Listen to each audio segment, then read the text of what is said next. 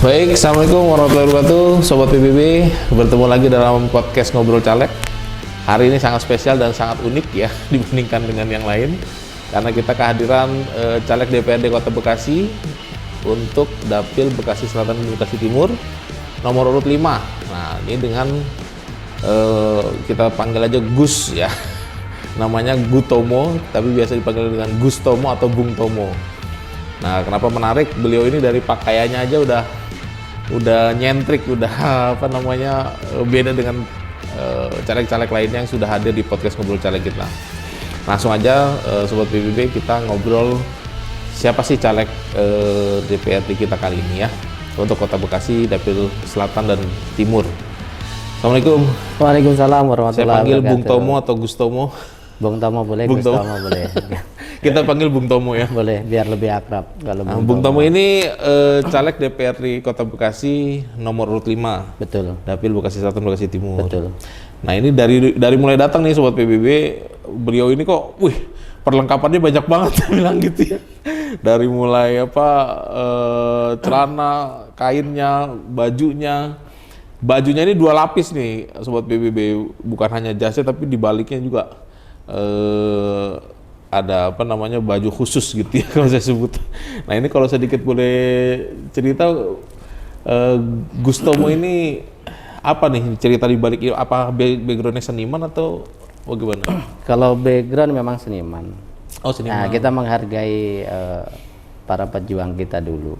Gitu. Artinya kita sekarang pun juga masih berjuang. Gitu. Jadi pakaian itu merupakan perlambang. Ya kan? Pakaian merupakan perlambang, jadi kita tetap masih berjuang gitu. Karena kita belum merdeka secara hakikinya gitu. Nah, ini baju ini kan kalau saya lihat mengingatkan kita sama Pak Panglima Besar Jenderal Sudirman ini. Ya. Ada apa cerita, dan ini Gus Tomo ini kelihatan nggak ya? Beliau pegang tongkat Ya. komando ini. Jadi saya punya cerita, punya pengalaman. Jadi ketika itu saya tahun 2001 ya, itu saya masih aktif di Bayangkara, itu di Saka Bayangkara di Pondok Aren. Waktu jam 1:30 malam, saya duduk di depan musola Polsek Pondok Aren, itu saya didatangi ular yang membawa ini, tongkat ini. Dan ini masih dalam kondisi dalamnya masih berdarah-darah gitu. Gitu. Dan ular itu warnanya hitam, pipih seperti pita. Ketika dia menyelinap di bawah daun gitu. Saya buka, tidak ada. Saya ambil, saya bawa pulang, saya bersihkan. Kemudian malam saya mendapatkan petunjuk, saya harus membuat baju katanya. Buat baju, tapi contohnya itu yang disodorkan adalah beliau, seorang Jenderal Sudirman tadi gitu. Berarti saya harus bikin baju itu. Dan kalau untuk kain, saya sudah punya kainnya. Secara tidak sengaja, ini kan kain palang barong ini gitu. Cuman memang yang motifnya kecil, ada yang motifnya besar gitu. Dan rata-rata kalau keluarga Warok pasti punya kain motif palang barong gitu. Kebetulan ayah saya seorang Warok. Oh, gitu. background Warok. Betul gitu. Berarti asli Ponorogo. Saya asli Madiun. Asli Madiun, jadi berbatasan ke arah Ponorogo gitu. Jadi bapak saya seniman, seorang Warok Ponorogo, pemain reog gitu. Saya pun mengikuti keturunannya. Nah, terus Seperti itu. Setelah mimpi itu apa ininya apa? Ada pesan atau apa gitu? Ya, itu saya artikan sebagai perlambangan perjuangan yang belum usai gitu. Yang perjuangan yang belum berakhir dan harus tetap berjuang gitu. Dan nyatanya memang seperti itu, kehidupan kita sehari-hari kan masih butuh perjuangan. Kalau kita sudah merdeka, ya tentunya tidak susah payah kita kan gitu. Nah, itu sih pesannya seperti itu sebenarnya. Gitu. Nah, ini selalu dibawa nih, Gus.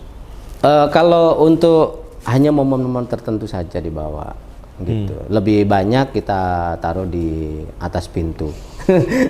Kita taruh di atas gitu. Jadi sesi ini menarik nih, Sobat PBB, kita agak-agak mistis nih. Nah, ini selain tongkat, cincin-cincin, ada cerita apa? Kalau cincin enggak ada. Cincin itu hanya hiasan saja. Jadi kalau tangan kosong itu enggak enak kayaknya gitu. Tapi kalau tangan itu ada isinya kan, wah berat, berarti tangannya nggak copot.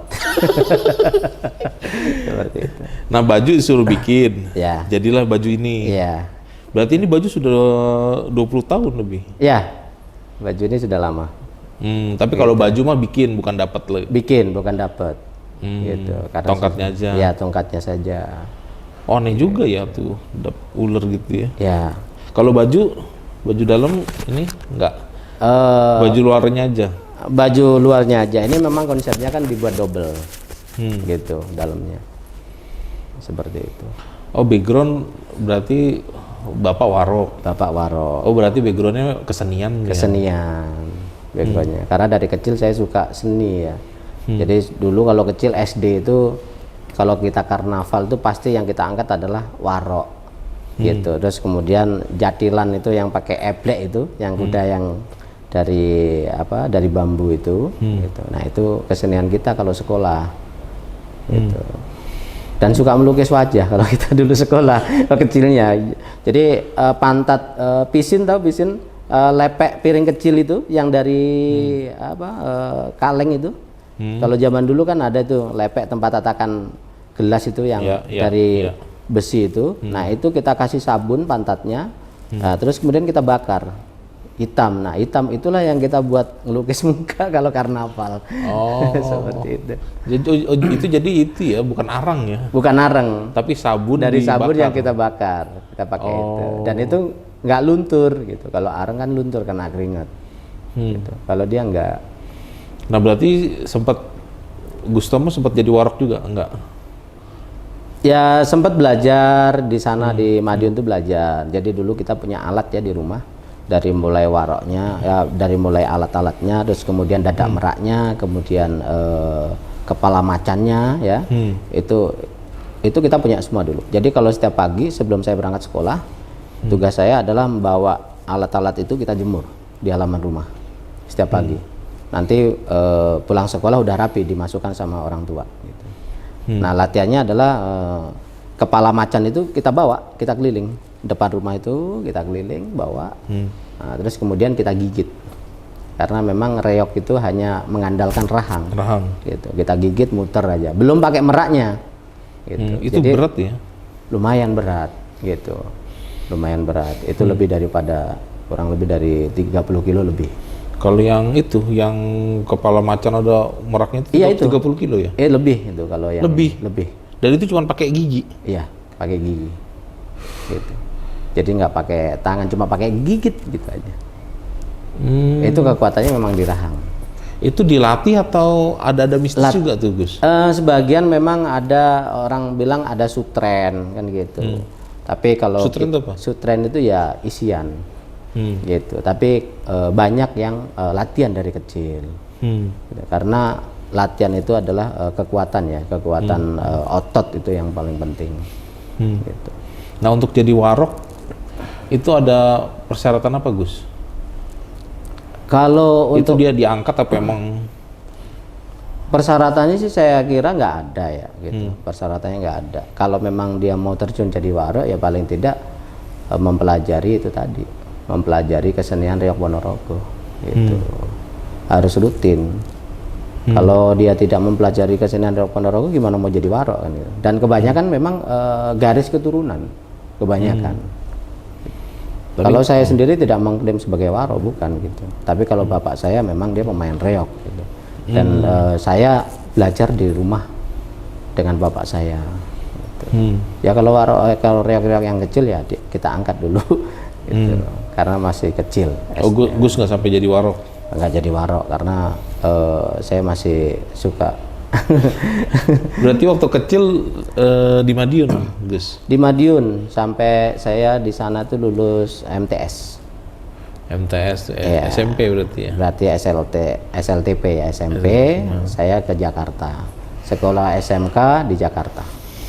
Oh, kecil di sana. Iya. Nah, kalau sobat PBB ini saya spill sedikit nih. Gustomo ini tuh juga pendekar pencak silat. Betul ya, Gus ya? Enggak juga. Kalau jadi kalau boleh dibilang tarkam, gitu. Iya. Pencak silat ini nih, pencak silat jalanan nih. Ya, dulu saya memang dari kecil juga suka bela diri, gitu. Jadi saya kecil itu suka belajar otodidak. Otodidak itu saya melihat video, terus kemudian saya lihat buku. Dulu waktu kecil saya banyak koleksi buku-buku kungfu, gitu. Banyak sekali, dan setiap hari saya latihan kungfu, gitu. Saya pelajarin semuanya, teknik-tekniknya saya pelajarin. Terus kemudian begitu saya sekolah di Tangerang, ya di Pondok Aren, di SMK Kebangsaan tepatnya. Dulu saya ikut Bakti Tama. Bakti Tama itu pencak silat Betawi, gitu. Dan sering sparring dengan level bannya di atas saya, gitu.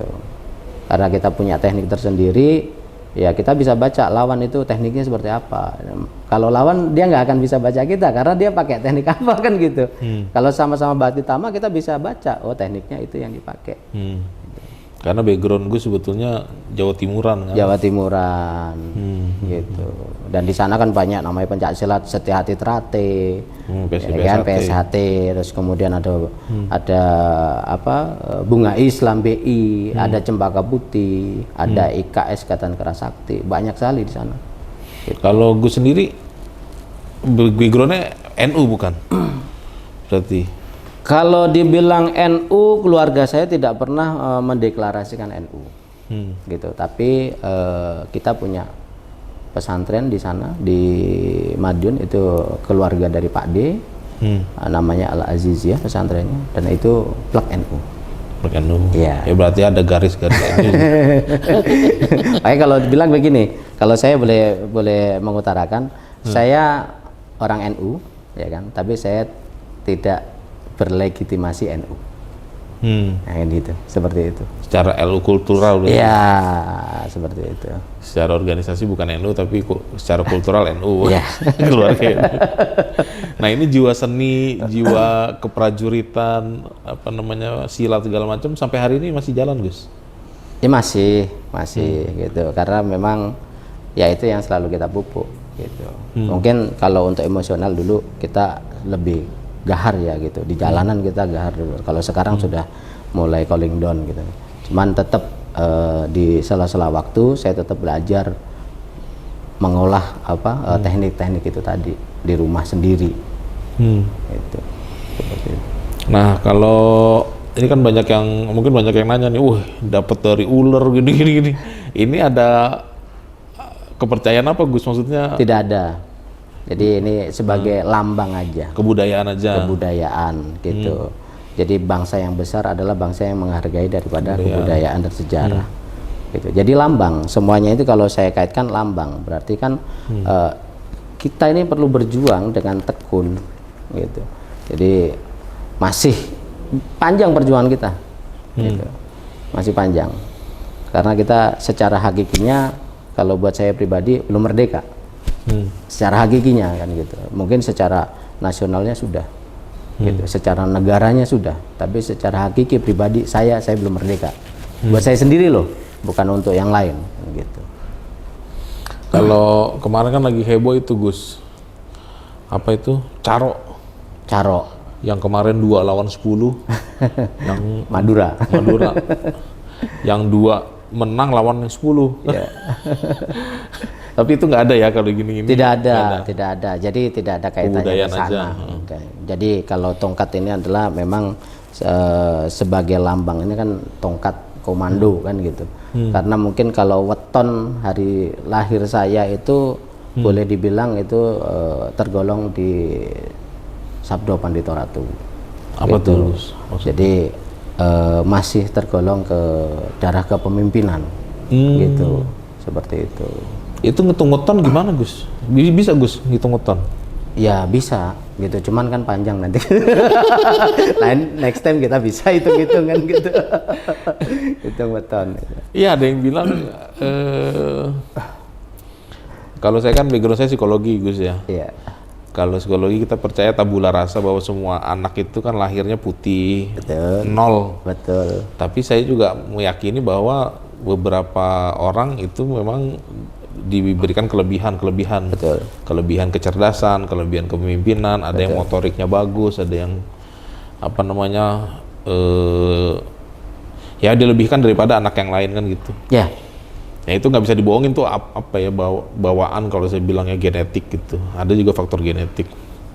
Mungkin kalau ilmiahnya kita bilang genetik, cuman dari kebudayaan mungkin kita bilang weton apa segala itu ya. ya. Nah itu ngitung weton itu tanggal lahir Gus ya. Tanggal lahir, kemudian hari sama pasarannya. Kalau saya bisa dilihat nggak Gus? Aura pemimpinnya ada. Gitu. Saya 5 Januari. Tapi harus tahu ini ya hari lahir ya. Ya, hari lahirnya. Gitu. Ya udah ini apa namanya weton. Dan nanti di sana itu ada hitungannya nanti. Kalau Jawa itu macam-macam ya gitu, karena memang tradisi dari dulu. Ada namanya kalau berkaitan sama weton tuh ada namanya nanti lambangnya apa sih gitu weton ini, terus kemudian syukurannya apa sih gitu. Syukuran tuh ibaratnya nih sajen itu syukuran gitu. Jadi syukurannya apa? Umpamanya nasi kuning pakai ayam, pakai ini, pakai itu gitu. Masing-masing itu akan beda-beda. Syukuran untuk maksudnya? Mensyukuri hari lahirnya gitu. Oh, seperti itu. Kalau belum ada syukuran itu nggak apa-apa. Ya sebenarnya tergantung daripada, kembali lagi pada keyakinan masing-masing gitu. Tapi rata-rata kalau orang Jawa adatnya yang masih pakem itu pasti memakai itu. Pasti nanti ada urap lah, ada apa setiap ulang tahun ya, hari lahir gitu. Tapi kalau zaman sekarang ini kan sudah terkikis. Kalau ulang tahun McD gitu, KFC kan gitu. Oh, maksudnya syukuran itu kalau pas ulang tahun gitu. Ya, ulang tahun. Itu dari weton itu sendiri itu khusus ya. Kalau khusus. Kalau saya nanti nasi uduk pakai semur jengkol misalnya. Ya, nanti ada. Nanti gitu. Gustomo beda lagi. Beda lagi. Nasi goreng kambing. Tergantung dari tonnya gitu. Kalau tonnya sama ya sama kan gitu. Umpamanya Selasa Pon gitu ya berarti sama itu syukurannya. Gitu. Kalau Selasa Legi beda lagi, Selasa Kliwon beda lagi. Seperti itu. Saya bisa nggak ya dicek ya? Kalau supaya hitung-hitung weton. Tapi nanti aja nanti kali jadi ya. viral nanti. Karena emang sesi agak mistis nih. Nanti jadi viral nanti gitu. Dan ini apa ya, kalau kita ngomongin mistis tuh percaya nggak percaya sih Gus ya. Saya kemarin kan nonton itu Gus, nonton film Siksa Neraka tuh Gus.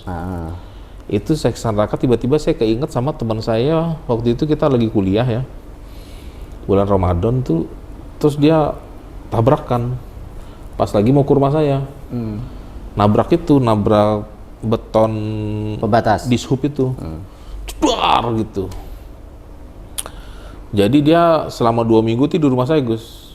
Kita bawa ke rumah sakit Harum tuh Kalimalang, suruh pulang, udah diobatin segala macam. Terus dia konseletnya itu dia ngobrol tuh berulang-ulang gitu. Nah pagi-pagi dia nangis, terus dia bilang, kenapa lo? Saya baru aja dikelilingin di neraka kata dia gitu. Nah begitu saya nonton film Siksa Neraka itu baru saya sadar persis gitu, kayak abis itu dia langsung nikah, langsung. Kenapa? Saya ngelihat anak muda yang udah cukup umur tapi belum menikah itu ada siksanya nih. Jadi dia kayak dikelilingin diperlihatkan gitu. Nah itu kan kita bilang apa itu mimpi, bukan ya kan? Ya. Pengalaman spiritual yang nggak bisa gitu ya. Apa itu Gus ya? Ya memang hidayah ya. Iya betul, itu kan petunjuk hidayah. Memang diberikan kesempatan oleh Allah. Jadi dia ditunjukkan itu supaya apa? Ada perubahan, supaya dia insaf kan gitu, supaya dia lebih baik kan gitu. Bisa mensiarkan bahwa di alam sana itu memang ada, bukannya tidak ada gitu. Dan itu mutlak. Tidak usah kita kita gambarkan aja. Kalau orang dulu berbicara, kalau zaman dulu menggunakan telepati, ya kan. Bahkan barang gaib itu bisa dimanifestasikan kepada elektronik dengan berbekal membuka Al-Quran tadi. Contoh, ada sekarang HP, kita berbicara secara goib kan di HP. Nggak ketemu orangnya, ngobrol kan goib itu dari mana? Iya kan? Sinyal ya. Sinyal pun nggak kelihatan. Nggak kelihatan. Berarti apa? Bisa dimanifestasikan kepada elektronik, kepada barang nyata. Begitu juga dengan yang goib gitu. Contoh, ketika manusia ya kan bertemu dengan apa jin ya, katakanlah orang kalau bilang pocong gitu kan. Berarti cuma ada dua gitu. Apakah energi manusianya itu yang menyamakan metafisika energinya jin yang tadi ditemuin, atau jinnya yang menyamakan energi metafisikanya manusia? Kalau orang bilang sial kan gitu kan. Padahal nggak sial juga kan gitu.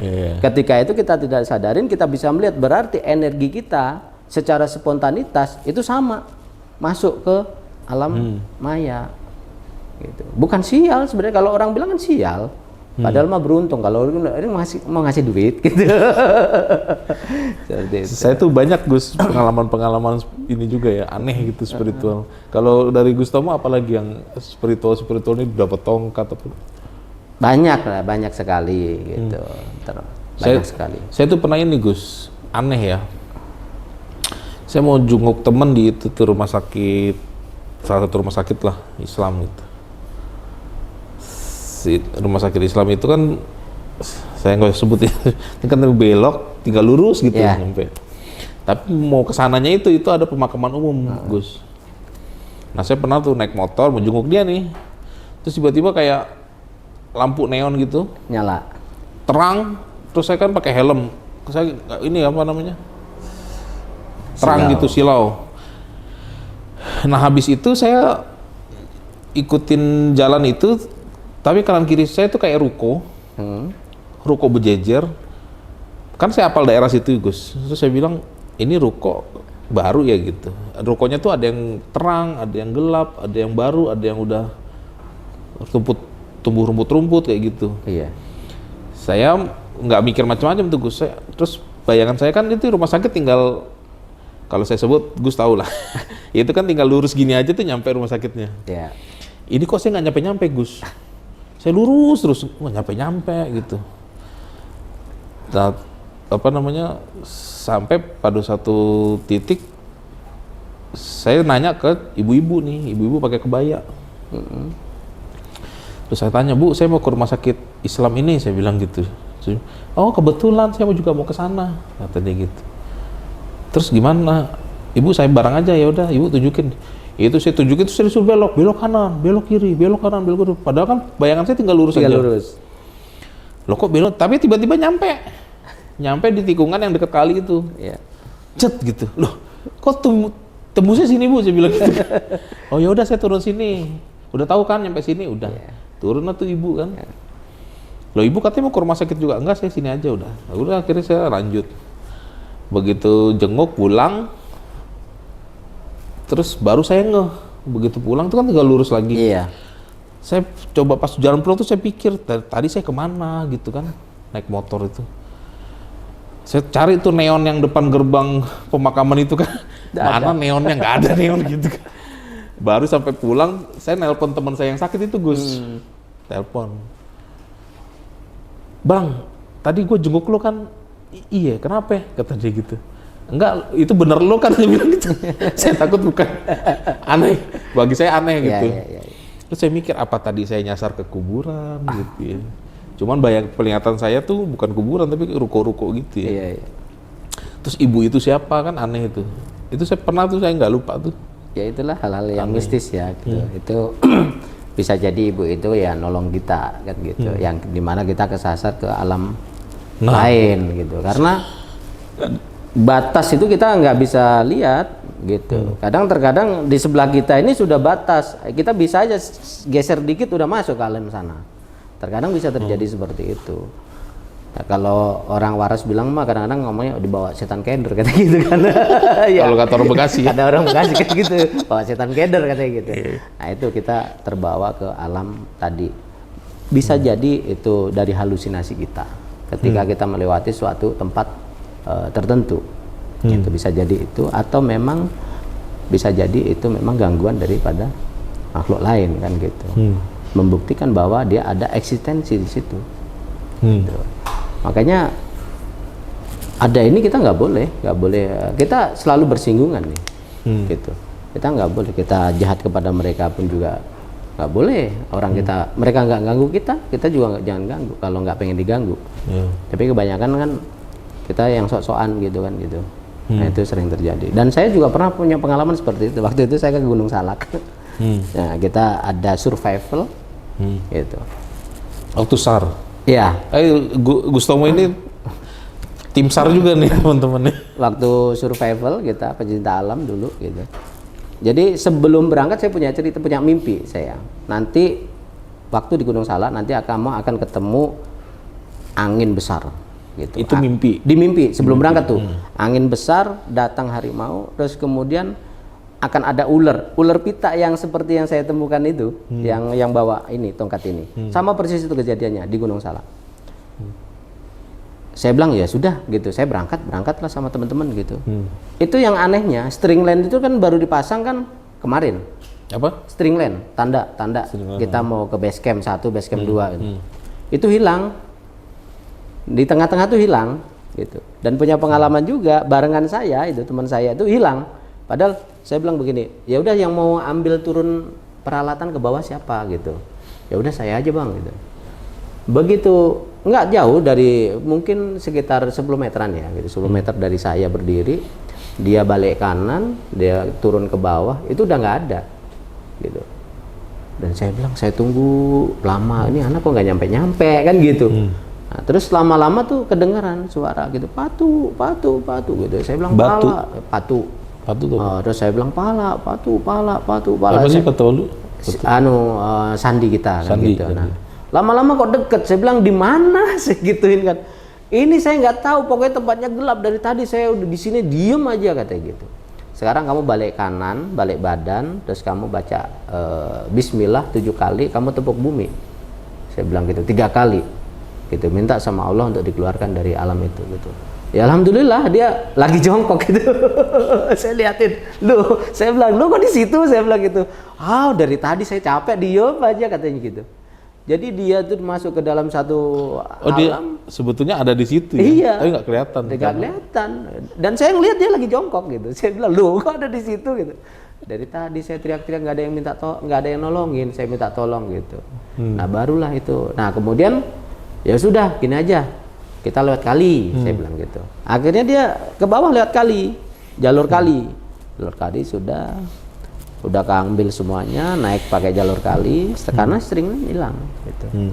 Begitu nyampe di base camp 1, sesuai dengan mimpi itu, angin besar, itu tenda itu pada kabur, jadi pada terbangan tenda, cuma di tali aja udah wer gitu, udah lepas dari tiangnya. Saya bilang udah sabar gitu, karena memang salah kita, saya gitu. Kenapa? Buang sampahnya sembarangan, saya bilang gitu. Ini nggak boleh buang sampah kayak begini, harusnya kita bawa lagi. Nggak lama setelah angin itu seperti ada bayangan, yaitu tadi macan itu sudah. Nah tinggal 1 poin nih saya tunggu, ular tadi itu.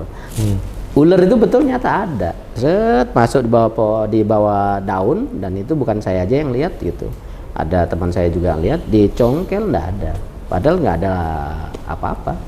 Gitu, nggak bolong, nggak apa gitu, di congkel nggak ada. Ya sudah kalau begitu kita rapi-rapi, kita pindah gitu, karena udah kita nggak memungkinkan di sini lagi gitu. Akhirnya kita langsung tuh rapi-rapi kita pindah ke base camp 2. Itu maksudnya pertanda apa Gus? Pertanda ditolak apa? Kita harus pindah gitu, harus pergi dari situ karena itu kan ini bahaya kan gitu. Bahaya, udah diperingatin tuh, ini bahaya. Akhirnya kita pindah ke base camp 2. Di base camp 2 udah kita bilang, jangan ada waktu masuk waktu maghrib, jangan ada yang teriak-teriak, jangan ada yang masih kegiatan. Kita cukup diam aja gitu. Masih pada teriak-teriak apa segala macam kan gitu. Akhirnya didatangilah itu sosok perempuan dan laki-laki hanya menggunakan kain putih aja gitu. Ketika waktu saya sholat tuh, dia ngeliatin aja, saya bilang ya mohon maaf, mohon izin gitu. Memang mungkin kesalahan kita. Saya bilang gitu. Jadi mohon maaf, mohon izin. Gitu. Nanti saya akan peringatkan ke teman-teman gitu. Nah, akhirnya saya kumpulin. Nah, di situlah banyak yang kesurupan tuh situ.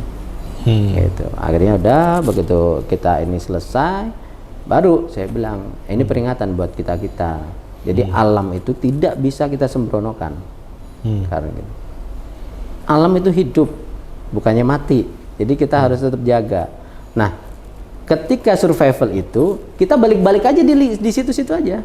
Kita udah jalan jauh nih, lo kok balik lagi pohon ini lagi.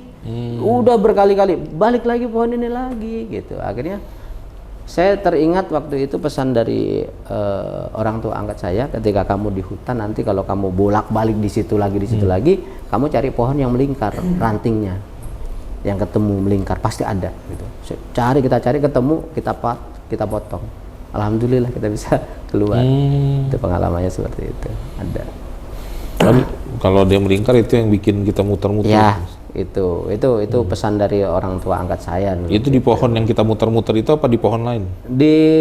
Ya sekitaran itu tadi. Ya, ternyata ada satu ranting yang gantung itu melingkar dan gitu. Saya baru ingat itu, baru kita potong itu.